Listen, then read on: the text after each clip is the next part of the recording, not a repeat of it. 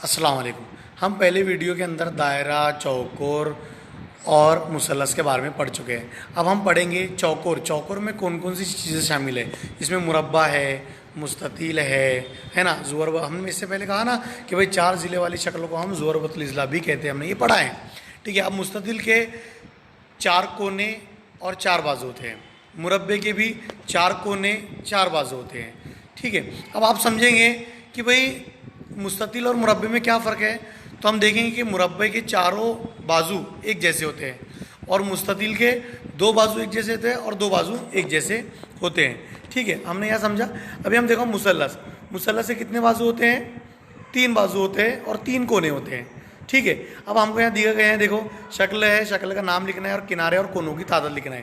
पहले ज़ुवरबतुल इज़्ला है, इसके चार कोने और चार बाजू। इस तरह से आपको ये खाका मुकम्मल करना है।